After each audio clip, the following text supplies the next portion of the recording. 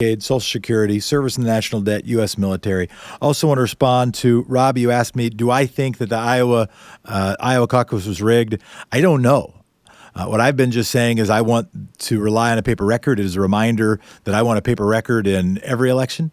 I am grateful to live in a state that has vote by mail. I don't think vote by mail is all of the answer, but I think you add vote by mail to automatic voter registration, to good election monitoring, to a good system of democracy, and having that paper record gives me some could you still rig an election? Sure, in some respects. But if you have that paper record, it makes it harder. Josh from Knoxville, Tennessee, you're on the air.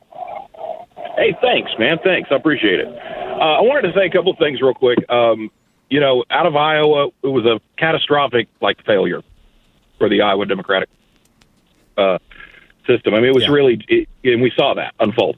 But I'm not a Mayor Pete supporter. I am a former Republican who has swung far progressive. Thank you. Bernie's my candidate. I would gladly settle for any number of the non-Biden candidates, but I believe as an ideology, as varied as we are from the Klobuchar Biden side to Mayor Pete to Bernie and Liz,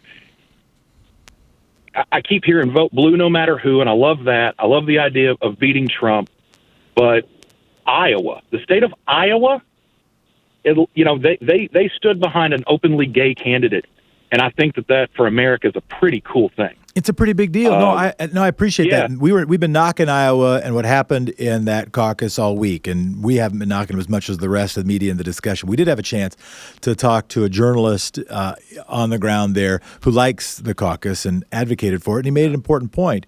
My wife repeated the point that we can knock, and I did, and I still do knock the very first State of the Union. You saw the entrance polls, 91% of the voters were white voters. It's just not a representative sample, not only of the country, but certainly not of Democratic primary voters.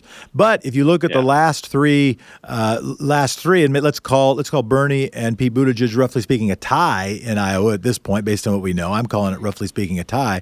But if you call Pete Buttigieg the winner, the first African-American president, the first woman to get a major party nomination, and the first openly gay candidate for president, each won Iowa. So I agreed. It's interesting. We got to at least include that as we knock around Iowa.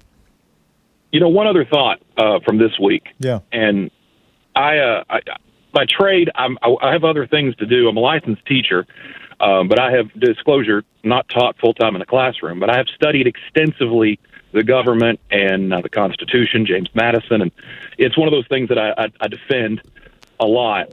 And I've studied some of the great speeches in American history. What are your favorites? From Webster to Clark. After Monday, or after earlier this week, I think Romney's going to be up there. It's a big one, isn't it? Listen, for history, when I'm looking at a classroom, and I hope to God one day I get to teach in a classroom. Yeah. Maybe not history in the South, but I'll teach somewhere. That I want to be able to stand up and teach the courage behind that, and how in the state of affairs, what it took for him to stand up, and not only stand up for his ideals, and normally I'm a separate, separate the church from the state, keep your stuff to yourself. But the way he pulled his faith in is the way that I want my leaders to pull their faith in. And I've always been critical of Romney. I've not been a fan even when I was a Republican. But that I have not. I've not been moved to tears as an American in a really long time. It was courageous. It was courageous. I agree with you. And Josh, thank you. Josh from Knoxville, thank you so much for the call. It is worth pointing out, and it's worth teaching people. And to the Laura Ingrams of the world and the right-wing apparatus who came after him saying, he's preening, self-involved, somehow trying to serve himself. To almost paraphrase him, does anyone think that he would have done that, cast that vote, given that speech, if it hadn't been for the seriousness with which he took his oath? Does anybody really think that was some political move? I mean, he might have had included some silver lining political calculation that, maybe he gets to be a better footnote in history. But is that really, is that selfish? I don't know. It's not my definition of selfish. Maybe if the Republican Party around Trump starts collapsing because the fraud just gets too embarrassing, that maybe they want some standard bearer to stand up and he can be that person. I'm not saying there are no political calculations that could be included, but does anyone really think?